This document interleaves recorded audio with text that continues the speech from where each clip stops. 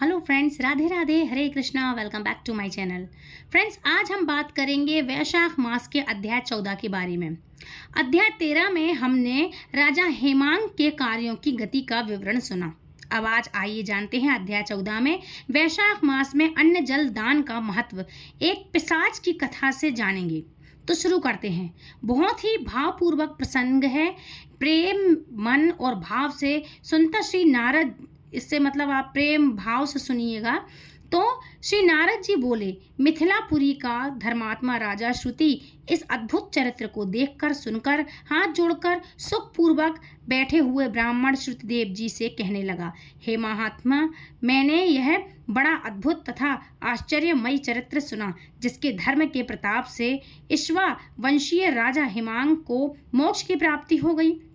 इस धर्म को विस्तार से कृपया करके मुझे समझाइए। राजा के प्रश्न को सुनकर महात्मा शुद्धदेव धन्य हो ऐसा कहकर राजा की प्रशंसा करते हुए बोले, हे राजन, शुद्ध भागवत धर्मों का वर्णन मैं तेरे आगे कहता हूँ। इनको जान लेने से प्राणी सांसारिक जन्मादि बंधनों से छूट जाता है। वैशाख में जो धर्म है, जैसे जल का घड़ा देना, प्याऊ लगवाना, मार्ग में छाया करवाना, बावड़ी, कुआं, तालाब, धर्मशाला बनवाना, सूर्योदय से पहले प्रतिदिन स्नान करना, मधुसूदन भगवान का सुगंधित कोमल पुष्पों से पूजन करना, कथा सुनना, मार्ग के थके हारे मनुष्यों को हवा देना, श्रम को दूर करने वाला गोरस प्रदान करना, गुड़ का शरबत पिलाना, जूता, खड़ाऊ, छतरी, पंखा इत्यादि इन सब चीज़ों को दान करना, तिल, शहद, ईख, कपूर, कस्तूरी, चंदन आदि सुगंधित वस्तुएं, शैया, खाट, फल, दही, नैवेद्य इत्यादि दान करना,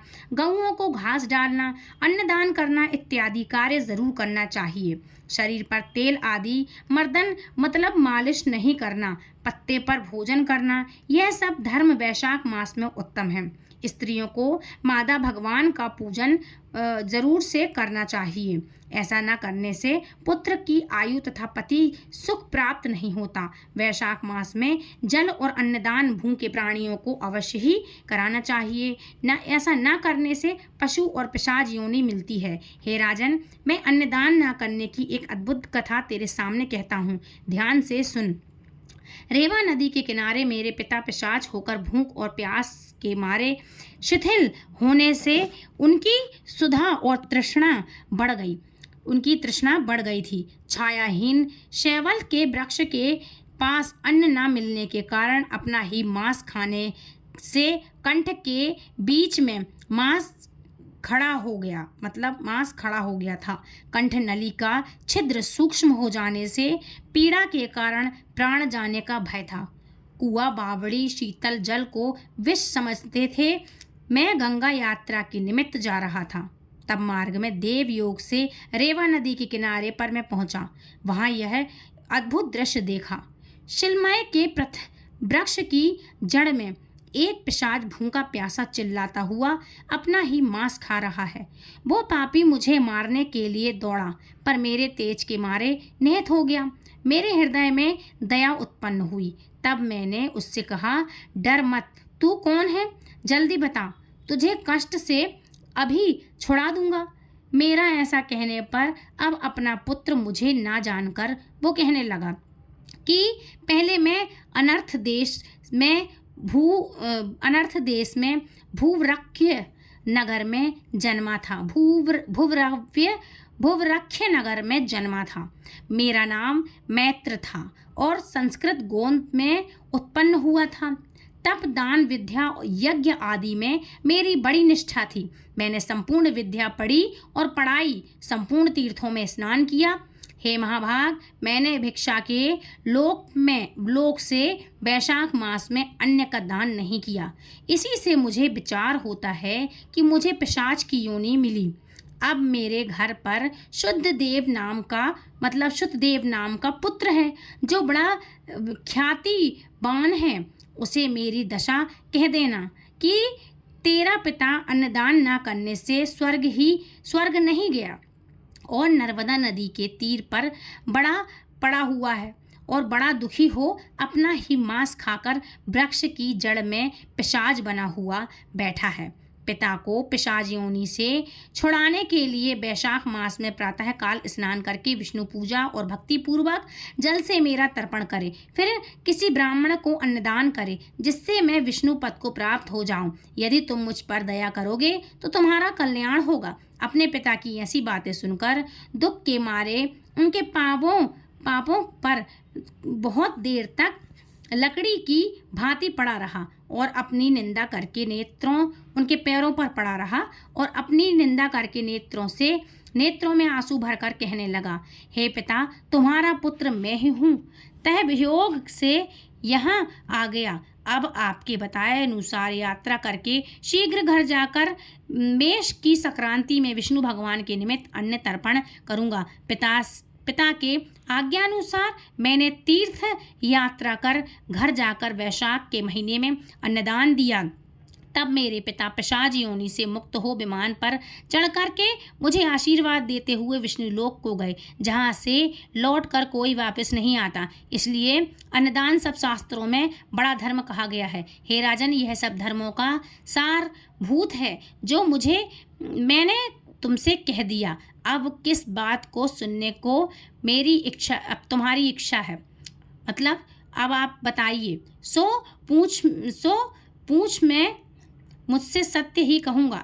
मतलब वो बोल रहा है क्या इच्छा है तो मुझसे पूछ, मैं सत्य ही कहूँगा।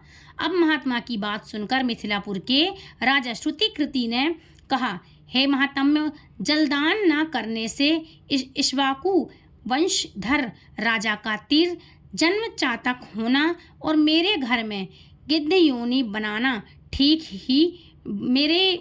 मेरी गिद्ध योनि बनना ठीक ही हुआ, क्योंकि साधु महात्माओं की सेवा ना करने से गिद्ध की योनि पाई। परंतु आपने जो यह कहा कि उसे 7 जन्म तक कुत्ते की योनि मिली, यह बात मुझे बहुत अति अनुचित लगी। उसे बिना कारण ही कुतियों की योनि क्यों मिली? हे विप्रवर, आपका प्रिय शिष्य हूँ मैं, आप मेरे इन संशयों को दूर कीजिए। राजा ने प्रश्नों को सुनकर कहा, यशस्वी शुद्ध देव जी, तुम धन्य हो। ऐसा कहकर बोले, हे राजन, पाप रहित राजन, जो तुमने पूछा है मैं उसका समाधान तुम्हें कहता हूँ। ध्यान से सुनो। यही बात एक समय कैलाश के शिखर पर शिवजी ने पार्वती जी से कही थी। सब लोगों की रचना करके उन्होंने अमु, मिस्क और ऐहिक 2 तरह की स्थितियाँ बनाई। अमूषिक का मतलब होता है जो दूसरे लोक का निवासी हो, और ऐसिक और ऐहिक का मतलब होता है अस्थायी या अलौकिक। ठीक है। उसके बाद ऋषि बोले, हे महाभाग, जल सेवा, अन्न सेवा और औषधि सेवा, ये तीनों आहिक मतलब इसी लोक की स्थितियां हैं, मतलब जो इस लोक की स्थिति है।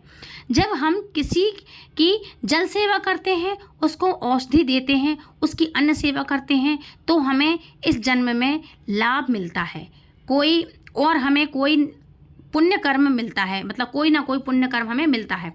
इसी की अपेक्षा साधु सेवा, विष्णु सेवा, धर्म सेवा, ये तीनों परलोक की स्थिति के लिए है।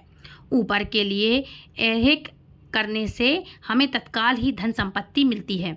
अब ये बातें करना भी दुख का हेतु ही होता है।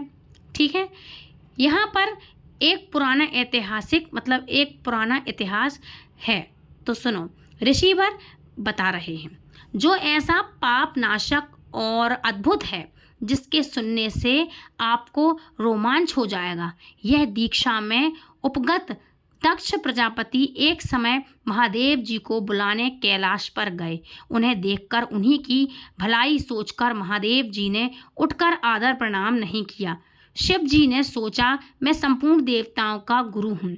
स्वामी सेवक के आने पर पति स्त्री के लिए और गुरु शिष्य के लिए नहीं उठते।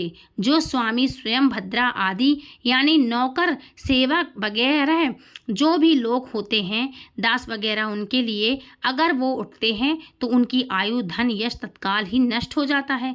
इसलिए महादेव जी ने सोचा कि मुझे उठना उचित नहीं है, लगता मैं नहीं उठूंगा।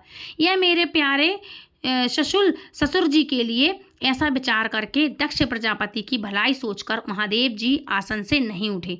तब महादेव जी द्वारा उठकर आदर न किए जाने के कारण दक्ष प्रजापति को बड़ा क्रोध आया और अनेक तरह से वो महादेव जी के आगे ही निंदा करने लगे।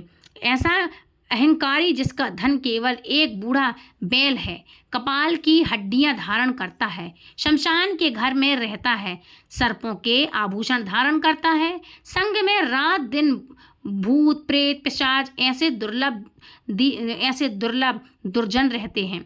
दुरात्मा नारद के कहने से मैंने अपनी कन्या सती का विवाह इसके साथ कर दिया। यह भी अलग धर्म वाली हो गई है। मैं यह कभी भी नहीं सह सकता कि मेरी पुत्री से भी अब मुझे कुछ प्रयोजन नहीं है। ऐसा विमुख वचन दक्ष ने सती और शंकर को निमंत्रण नहीं दिया। इसी के कारण मतलब उन्होंने निमंत्रण नहीं दिया और अनेक तरह के कुतर्क करते रहे, कुवाक्य कहकर वो चले गए। तदंतर यज्ञ स्थान में जाकर संत और मुनियों को संग लेकर विधि पूर्वक यज्ञ करने लगी और शंकर जी की निंदा करने लगी। ब्रह्मा और विष्णु छोड़कर सिद्ध चारण गंधर्व यक्ष राक्षस और किन्नर आदि सभी देवता यज्ञ में गए। तब सती की इच्छा अपने कुटुंब जननियों से मिलने की तथा उत्सव देखने की हुई। स्त्रियां स्वभाव से चंचल ही होती हैं। महादेव जी के मना करने पर भी सती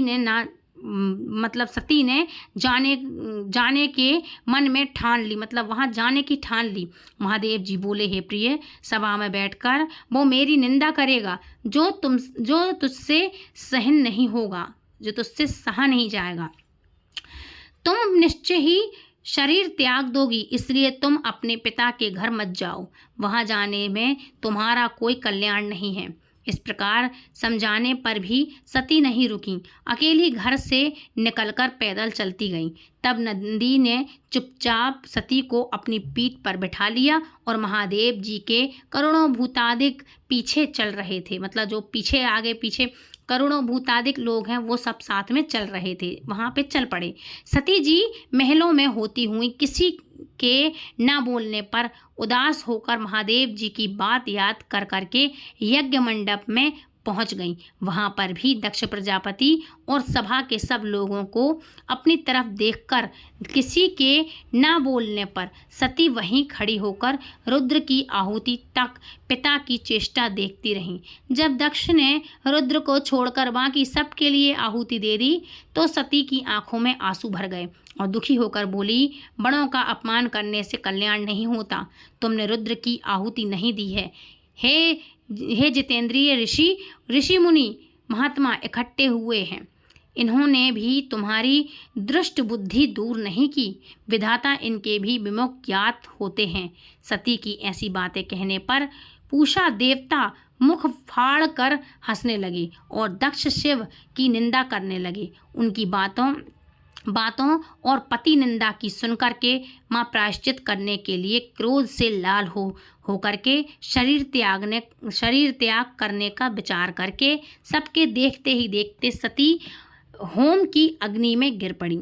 सती के गिरते ही बड़ा हाहाकार मच गया। महादेव जी के गण भागकर शिव जी के पास पहुँचे और सब कथा कह सुनाई। शिव जी ने यह सुनते ही उठकर काल के समान क्रोध से एक जटा उखाड़कर पृथ्वी पर दे मारी, जिससे बड़ा बलवान महाकाय वीरभद्र उत्पन्न हुआ। उसके सहस्त्र भुजा थी और रूप यमराज के समान था। वो महादेव जी के सम्मुख हाथ जोड़कर कहने लगा, क्या आज्ञा है। यह सुनकर रुद्र भगवान क्रोध करके अपने सम्मुख खड़े हुए वीरभद्र से बोले कि तुम बड़े बड़े बलवान भूत गणों को अपने साथ ले जाकर मेरे निंदक तक्ष का नाश कर दो, जिसके कारण मेरी प्रिया सती को शरीर त्याग करना पड़ा। महादेव जी की आज्ञा पाकर वो सभी यज्ञशाला में पहुँचे और देवता, असुर, मनुष्य आदि सब बड़े बड़े वीरों को मार गिराया। पूषा के दांत उखाड़ डाले तथा दुरात्मा भृगु की दाढ़ी मूछ उखाड़ डाली। जिसने जो अंग फाड़ करके हंसे हुए थे वहाँ पर जो जो अंग फड़काया था उसका वही अंग वीरभद्र ने उखाड़ फेंका और दक्ष के सिर की रक्षा भृगु के मंत्र बल से करने के कारण बड़ा उद्योग करने पर भी सरना कटा। तब रुद्र ने स्वयं मतलब उसका सिर न कट सका मंत्रों के कारण। तब रुद्र ने स्वयं आकर उस दुरात्मा का सर काट करके अलग कर दिया और यज्ञ में जो आए थे उनका संहार कर गणों सहित कैलाश को चले गए। मरने से जो जो बचे थे वो ब्रह्मा जी की शरण में गए। उनको संग लेकर ब्रह्मा जी कैलाश पर पहुँचे। महादेव जी का क्रोध शांत कर समझा बुझा करके उन्हें यज्ञशाला में ले गए और जो यज्ञ में मारे गए थे उन सबको जीवन दान कराया। मतलब उन सबको जीवन दान दिया और सदाशिव ने दक्ष के धड़ पर बकरे का सिर रख दिया। उसी से उनकी प्रसन्नता के लिए बम बम बोले किया जाता है। तभी आपने सुना होगा कि बोलते हैं बम बम बोले, यही उसी के लिए होता है। बकरे की दाढ़ी भृगु जी के मुख पे लगा दी गई। पूषा के जहाँ जहाँ अंग लगा करके सबके सिर जोड़ करके सबका कल्याण कर दिया गया। दक्ष का यज्ञ पूरा कराकर देवता अपने स्थानों को चले गए और शिव जी नैतिक ब्रह्मचर्य व्रत धारण करके गंगा तट पर पुनः वृक्ष के नीचे तप करने लगे। वैशाख मास महत्तम अध्याय 14 संपूर्ण हुआ। तो फ्रेंड्स ये थे अध्याय 14 की कथा। आई होप आज की कथा आपको पसंद आई होगी। यदि वीडियो पसंद आई तो प्लीज़ वीडियो को लाइक शेयर कमेंट करें, चैनल सब्सक्राइब करें, दूसरों तक शेयर ज़रूर करें, खुद भी सुने दूसरों को सुनाएं।